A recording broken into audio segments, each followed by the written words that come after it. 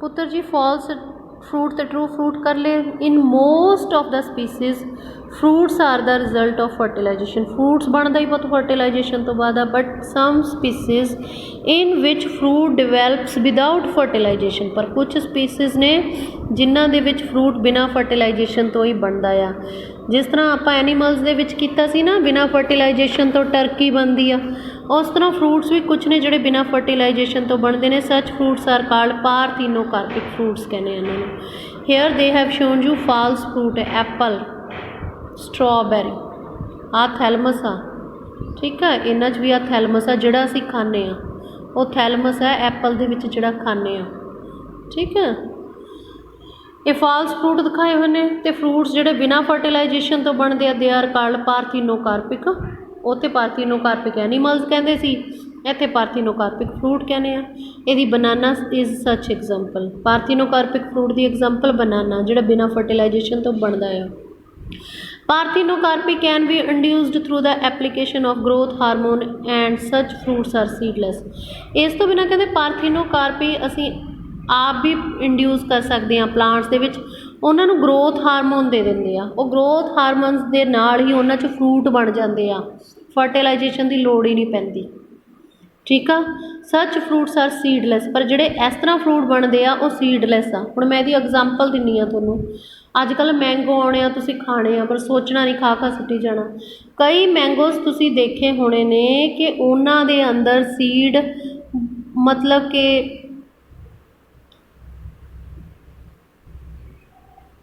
Seed इस तरह की फॉर्म दे विच हुंदा, चिपकिया जिहा फॉर्म हुंदी आ, उहदे अंदर एम्ब्रीओ नहीं हुंदा, वो बनते आ हाईब्रिड। हाईब्रिड सीड कह दिंदे आ उन्हां नूं,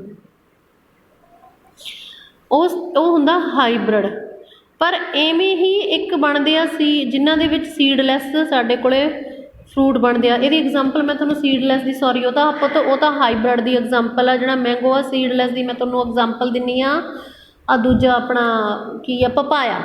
कुछ पपायास के अंदर तो सीड हुंदा कि नहीं, बहुत हुंदे ने, पर कुछ पपायास के अंदर सीड नहीं हुंदा। वो आपां इस तरह उहदे च ग्रोथ हारमोन्स करके ही उहनूं बनाउंदे आ।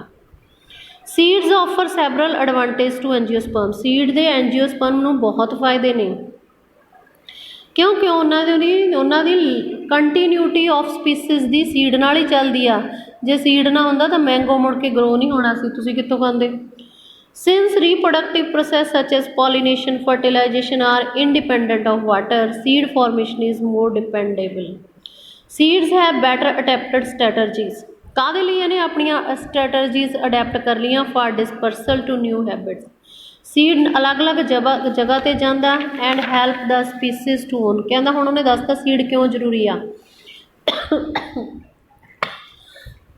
कंटीन्यूटी स्पीसीज दी लई जरूरी आ। उन्हें अपने अवल च अडेप्टेशन कर लिया सीड ने, न्यू हैबिट से डिस्पर्स हुंदा आ ते अपनी स्पीसीज नूं सरवाइव करन च हैल्प करदा है। Hard seed code provide protection. Seed की बाहरली कवरिंग जिहड़ी हार्ड आ प्रोटैक्शन का काम करदी है एम्ब्रीओ नूं। Being product of sexual reproduction, इहदे विच जेनेटिक वेरीएशन भी हुंदी आ, ठीक है। जेनेटिक कंबीनेशन नवे बनते हैं जिन्हों असीं वेरीएशन करने आ, that is leads to evolution. Seed is the basis of our agriculture. साडी खेतीबाड़ी सीड पर डिपेंड करती है। Dehydration and dormancy of mature seed are crucial for storage of seed. Seed असी स्टोरेज एक ये तो हो गया एक फायदा। आगे क्वेश्चन ही मैं तुहानूं बना दिंदी हाँ, पूरे पुत क्वेश्चन बनता आ तो बनते ही नहीं। पारथीनो, फॉल्स, ट्रू, ये तो क्वेश्चन बनते ही नहीं। मैं दसना ही भुल गई, सॉरी। एल्ब्यूमिनस ते नॉन एल्ब्यूमिनस की ने, उहदियां एग्जाम्पल्स की ने, ठीक है। फॉल्स, ट्रू फ्रूट ने, इहदियां एग्जाम्पल, पारथीनोकार्पिक फ्रूट दियां एग्जाम्पल्स। इत्थे अपना क्वेश्चन आ गया कि किहड़ा क्वेश्चन आ गया, what are the advantage of seed. Number 1 तो ही हो गया कि वह अपनी स्पीसीज की कंटीन्यूटी रखदा। नंबर 2 दे उत्ते हो गया कि साडी एग्रीकल्चर इत्ते डिपेंड करती है। किवें डिपेंड करती है पुत्तर जी, असीं सीड नूं स्टोर कर लैंदे आ। स्टोर किहड़ी फॉर्म च करदे आ, डीहाइड्रेशन। जदों उहदे चों पानी सुक गया तो वह डोरमेंट सुस्त कंडीशन च उदों असीं उहदे नूं स्टोर कर लैंदे आ। आपां कणक स्टोर करदे आ, कणक ही आ, सीड ही स्टोर किया होया आ, ठीक है। जिहड़ा सानूं फूड का काम करदा थ्रू आउट द ईयर, सानूं सारा साल तो फूड मिलता है। And also to raise crop in the next season. Next season च उह नवीं फसल उगदी आ, ਕੀ ਤੁਸੀਂ ਇਮੈਜਿਨ ਕਰ ਸਕਦੇ ਹੋ agriculture in the absence of seeds ਤੋਂ ਬਿਨਾਂ ਐਗਰੀਕਲਚਰ ਕਰਨਾ ਕਿੰਨਾ ਔਖਾ ਹੋਊਗਾ। ਠੀਕ ਆ। How long do seeds remain alive, ਹੁਣ ਸੀਡ ਕਿੰਨਾ ਚਿਰ ਜਿਉਂਦਾ ਰਹਿੰਦਾ ਆ ਆਫਟਰ ਦੇਅਰ ਡਿਸਪਰਸ, ਜਦੋਂ ਉਹ ਆਪਣੇ ਪਲਾਂਟ ਨਾਲੋਂ ਟੁੱਟ ਕੇ ਡਿੱਗ ਜਾਂਦਾ ਆ। ਇਹ ਪੁੱਤਰ ਜੀ ਅਲੱਗ-ਅਲੱਗ ਪਲਾਂਟਸ ਦੇ ਵਿੱਚ ਅਲੱਗ-ਅਲੱਗ ਆ। ਕੁਛ ਸਪੀਸੀਜ਼ ਦੇ ਵਿੱਚ seed lose viability within few months, ਕੁਛ ਮਹੀਨਿਆਂ 'ਚ ਹੀ ਆਪਣੀ ਗਰੋ ਕਰਨ ਦੀ ਕਪੈਸਿਟੀ ਗਵਾ ਦਿੰਦੇ ਨੇ। Seeds of a large number of species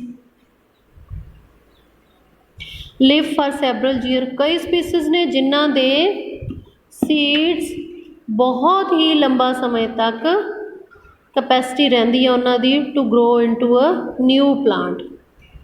sum seeds can remain alive for 100 years ਤੱਕ ਵੀ ਜਾਂਦੇ ਨੇ। ਕੁਝ there are several records of very old viable seeds, viable means grow ਕਰਨ ਦੀ ਕੰਡੀਸ਼ਨ 'ਚ ਨਹੀਂ।